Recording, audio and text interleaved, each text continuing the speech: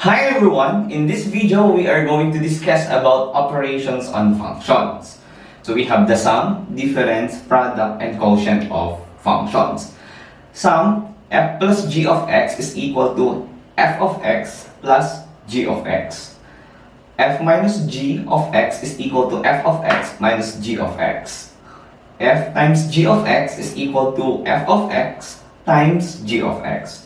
And f divided by g of x is equal to f of x over g of x, where g of x should not or not equal to 0.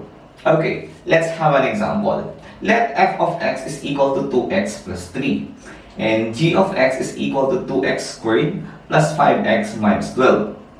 F plus g of x is equal to f of x plus g of x.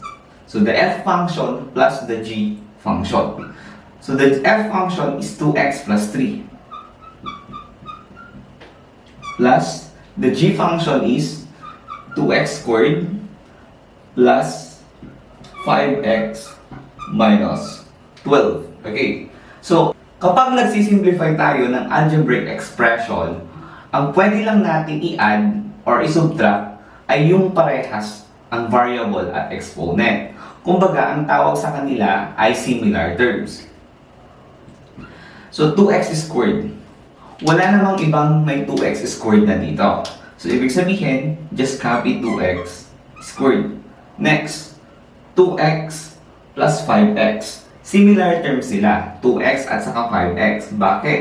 Parehas ang kanilang variable, which is x. At parehas din ang exponent nila na 1. So, 2x plus 5x, pwede natin silang i-combine. 2x plus 5x, that is 7x. At yung constant, pwede natin i-combine din. So, 3 plus negative 12 or 3 minus 12, that is negative 9. So, this is now the sum of f plus g of x. Hi to everyone! In this video, we are going to discuss about subtraction of function.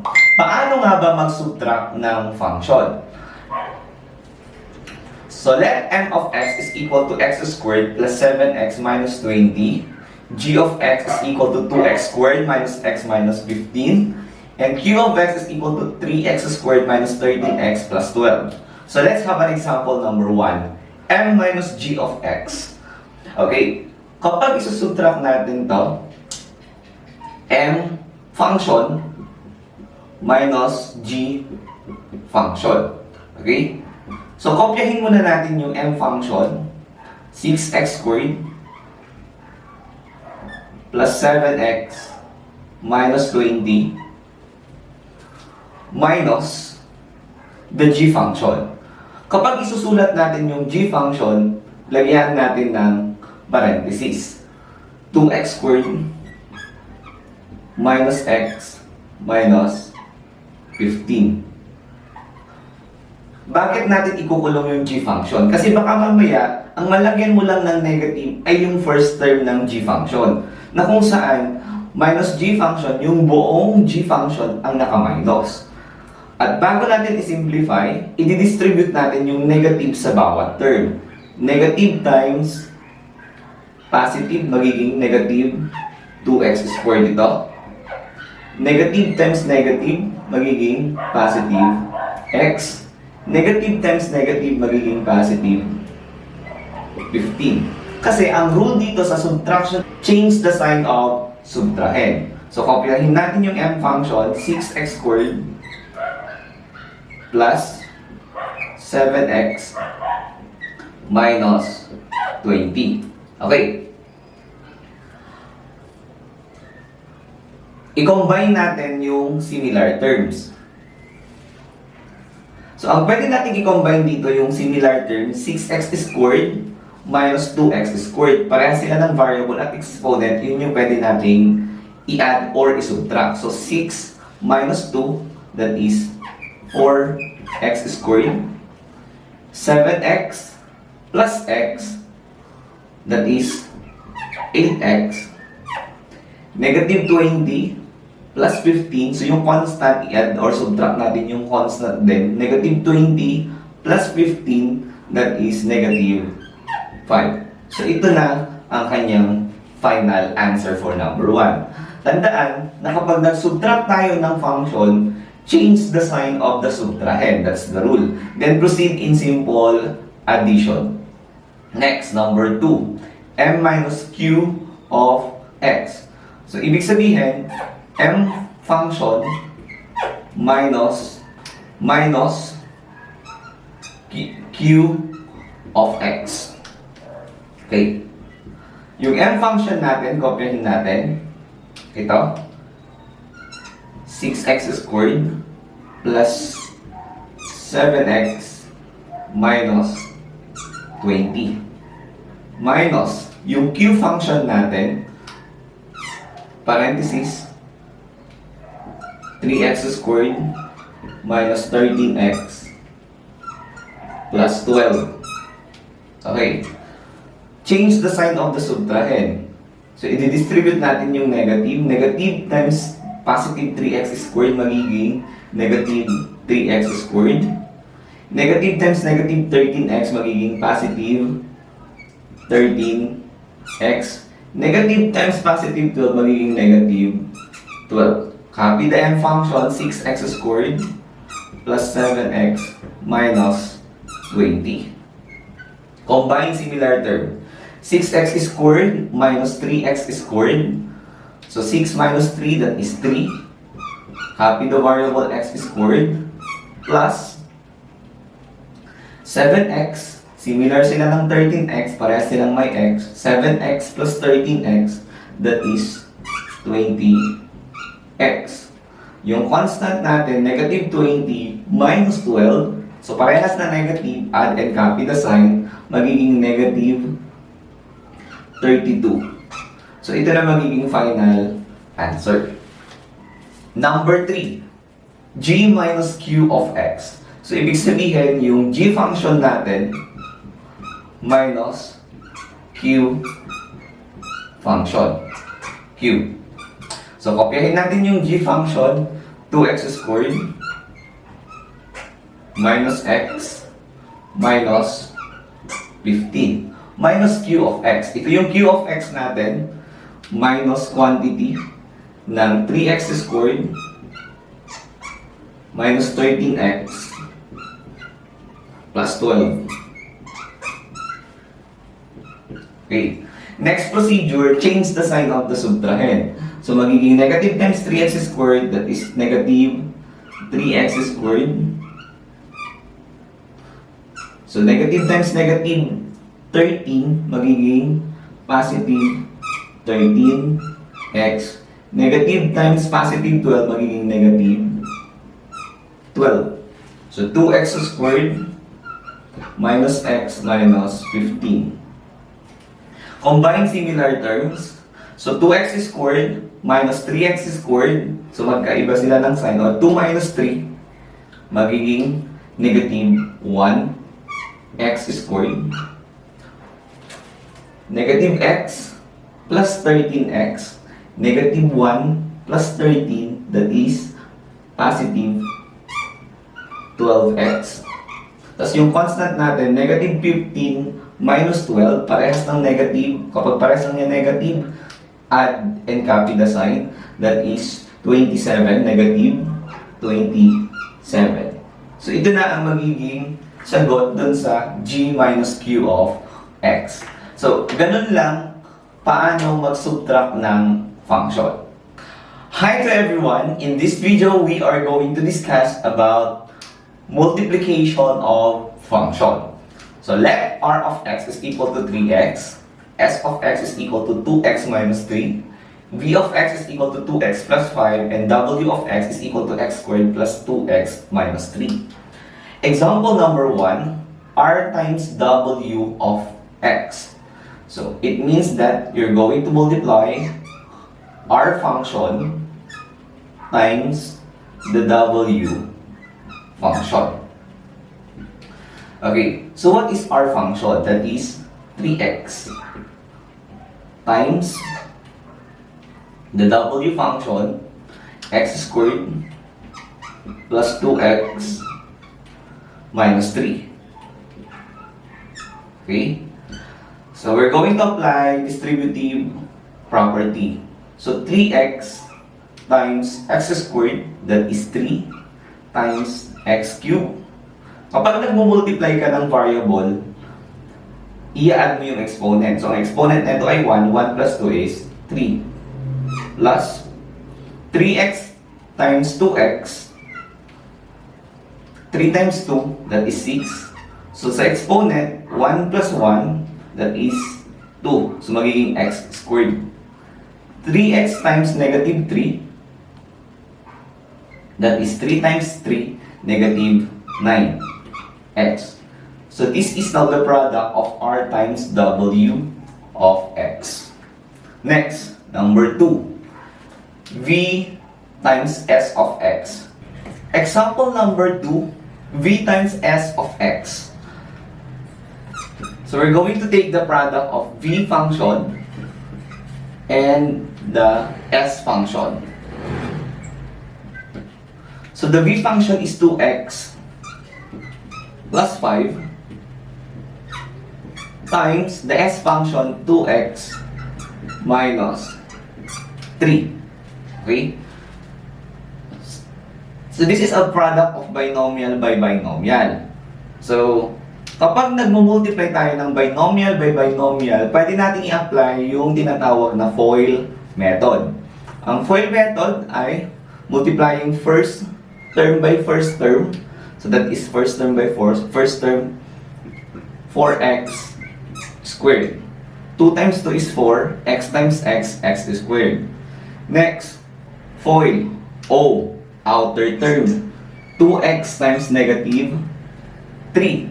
2x times negative 3 is negative 6x. Okay? And then, inner term, 5 times 2x, that is positive 10x. And then, the last term, 5 times negative 3, that is negative 15. So kung isi-simplify natin to, 4x squared, wala siyang kasimilar term.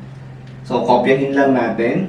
Negative 6x plus 10x, parehas sila ng variable na x. So pwede natin silang i-combine. Negative 6 plus 10 ay magiging positive 4x. Bakit positive? You need to subtract. Magkaiba sila ng sign. So 10 minus 6 is 4 minus 15. So copy the constant, 15. So this is now the product of v function and s function. Okay, next, number 3. S times w of x. So s function times the w function. Ang s function natin ay ito, 2x minus 3. Times yung w function natin, that is x squared plus 2x minus 3. X squared plus 2x minus 3. Okay. So, paano to? Isa-isahin natin itong 2x at negative 3. So, itong 2x, ito muna ang i-distribute natin dito sa trinomial. Kasi binomial by trinomial. Pero kapag isa-solve natin, itong 2x monomial muna ang i-distribute natin. So, 2x times x squared, that is 2x cube. Naging cube kasi kapag nag-multiply ka ng variable, i-add yung exponent. 1 plus 2 is 3. 2x times 2x, nagiging 4x squared. Kasi 2 times 2, 4. X times x, add the exponent, 1 plus 1 is 2. 2x times negative 3, magiging negative 6x. Negative 3 naman. Negative 3 times x squared, that is negative 3x squared. Negative 3 plus 2x, negative 3 times 2x, magiging negative 6x. Negative 3 times negative 3, magiging positive 9. Okay? Then combine similar terms. Si 2x cube, wala siyang kasimilar kasi wala ng ibang x is cubed. So, kopyahin lang na x s cubed. 4x squared meron. Similar siya kay negative 3x squared. Parehas silang x squared. So, ang gagawin natin sa coefficient, 4 minus 3, that is 1. X squared na lang. 1, invisible yung 1, copy the variable x squared. Negative 6x minus 6x, that is negative 12x. Parehas sila ng sign, i-add nyo yan, copy the sign. Negative 6 minus 6, negative 12x. Copy the variable. Similar sila, no? Kasi parehas sila ng variable na x lang. Tapos yung constant, wala na ibang constant, 9 lang. Copy, 9. So ito na ang magiging product ng S function at W function. So that's the way how are you going to find the product of function. So that is multiplication of function. Hi to everyone! In this video, we are going to discuss about division of function. So let f of x is equal to x squared minus 9, g of x is equal to 2x squared minus 5x minus 3, and h of x is equal to 2x squared plus 7x plus 3. Okay, so example number 1, if we're going to divide f over g of x, so this is the same as f of x divided by g of x. Okay? So the f function x squared minus 9 over the g function 2x squared minus 5x minus 3. How are we going to simplify this? If we're going to simplify this, we're going to factor the numerator and factor the denominator. So the factor of numerator, that is difference of 2 square, x times x, 3 times 3, minus yan. So dapat ang factor natin ay plus, minus. Parehas pero magkaiba ang gitna. So that's the factor of the numerator. Factor naman sa denominator, okay? So we have 2x squared, so 2x times x, that is negative 3. Dito ang negative 3 natin at dito ang positive 1. Factor ng negative 3 ay positive 1 at negative 3. So ito ang magiging factor. Pag na-factor natin, pwede natin i-cancel yung factor na kaparehas sa numerator at denominator. So x minus 3, cancel yung x minus 3. So ang lowest term neto ay may magiging x plus 3 over 2x plus 1. So, ganun kasimple ang pag-simplify ng division of function. Ang technique lang dito, dapat magaling ka sa factoring, sa pagpa-factor. Kasi, mas masisimplify natin yung function kapag naka-factored form. Number 2, g over h of x.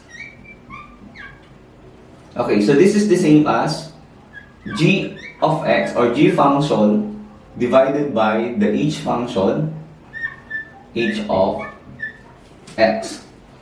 Okay, so let's copy the g function 2x squared minus 5x minus 3 divided by h of x 2x squared plus 7x plus 3. So, i-factor natin yung numerator. So, ito yung factor kanina, di ba? So, ang factor niyan ay 2x squared, 2x plus 1 at saka x minus 3. So, i-factor din natin yung denominator. So, 2x x plus 1 plus 3. Factor ng positive 3 is 1 times 3. Okay? So, pwede natin i-cancel dito. 2x plus 1, 2x plus 1. So, ang matitira ay x minus 3 over x plus 3. So, ito na yung simplified form. So, ganun mag-divide ng function. So, magaling ka dapat sa factoring technique para pwede mong i-cancel yung pwedeng i-cancel na common factor ng numerator at denominator. Pero kapag wala namang common factor, as is naman na yun.